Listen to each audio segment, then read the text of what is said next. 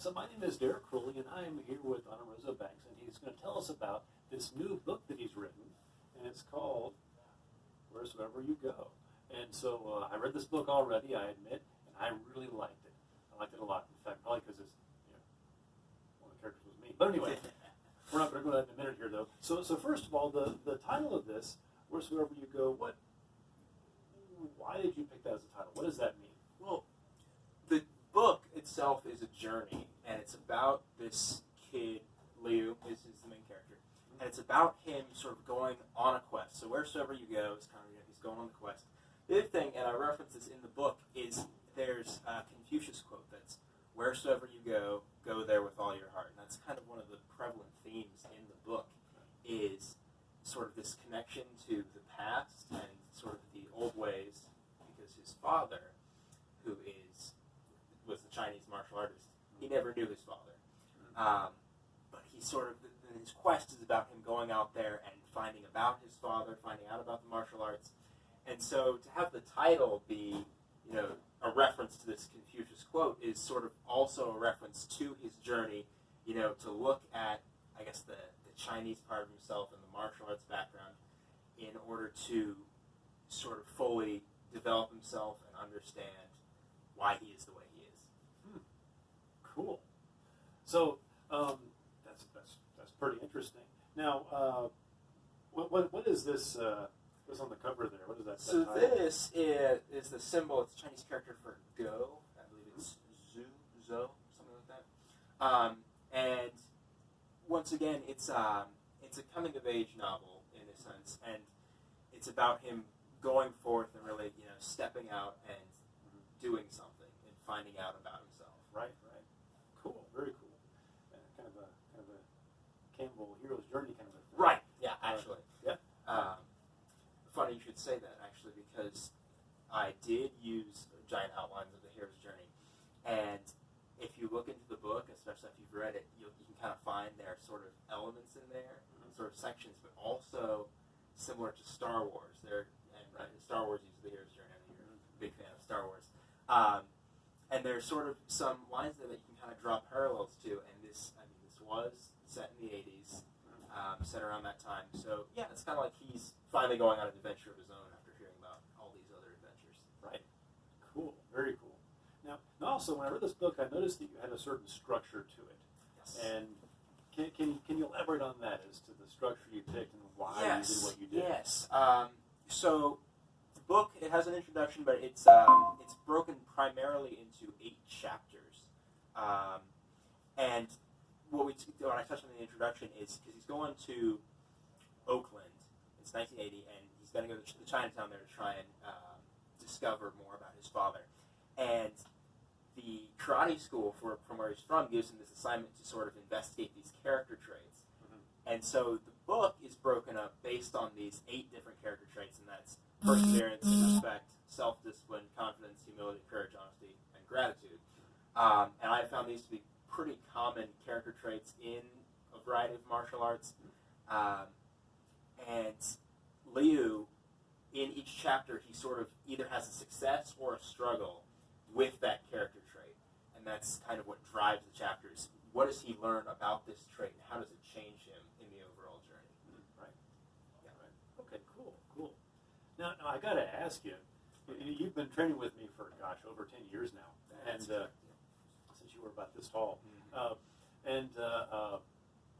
Our primary focus is Krav Maga, or Israeli martial arts, as well as Chinese martial arts at our school here. So I got to ask, why did you pick the head karate teacher guy to be a karate teacher and not a Krav Maga teacher or a Kung Fu teacher or something spiffy like that? Right. Well, part of that, I think it's definitely that karate was very popular at the time in 1980. I'm sure you remember that.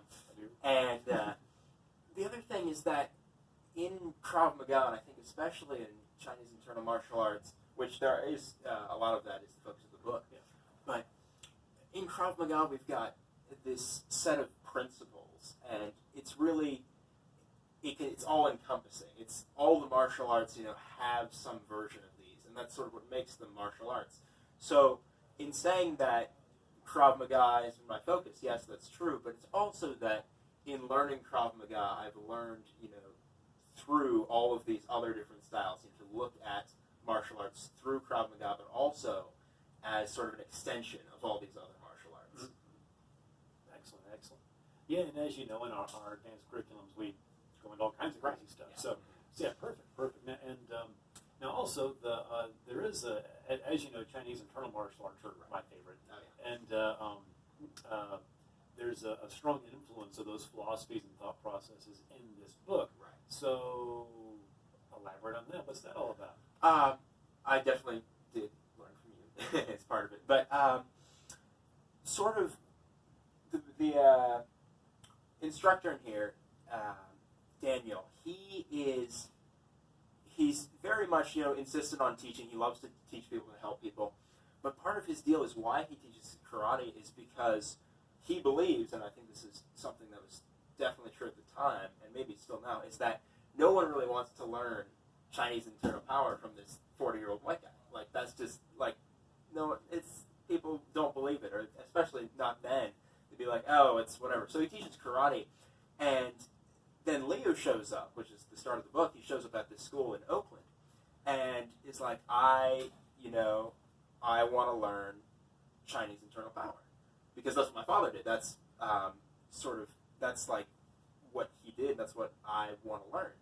And so there's already sort of this connection between Leo and Daniel because Daniel has never had anyone ever ask him that. And it's the stuff he enjoys. And it's the stuff that he really, thinks is the most important. And all day he just teaches karate because no one really wants to learn that from him. Then Leo shows up and is like, teach me this stuff because, you knew my father, you knew all this. I want to know sort of what's going on here. Right. Very cool. I can relate to that. Yeah. Now, and I don't want you to give away the ending, but no, I liked it. I thought everything had it came to a head, and I thought it was a really super satisfying. So with this book, like I said, I thought it was great, and I think it'd be really good for anybody to read it. And where can people get this thing? Right now, I'm actually working on setting up the Amazon page for it, and that's taking a bit of time. I'm definitely going to order, I think, just a couple copies we can have here. If people would like to purchase it here at Premier Martial Arts Asheville. The place right now, the best place to get it online is at lulu.com, which is where, it's actually where I made the book, is there. And they sell all kinds of books there. They're self-publishing and just all kinds of crazy stuff on there. And if you just go to lulu.com and you put in Wheresoever You Go, it should be the first one that pops up. Okay. And you can get it there. Perfect. All right, great. So anyway, this is Donner Rizzo-Banks with his first of hopefully many novels, and I strongly recommend you read it. I thought it was a great book, and I think you'll really enjoy it. I think it has a lot to offer. So, Donner, thanks for thank you very much. Share this with you, and we'll see you guys in class.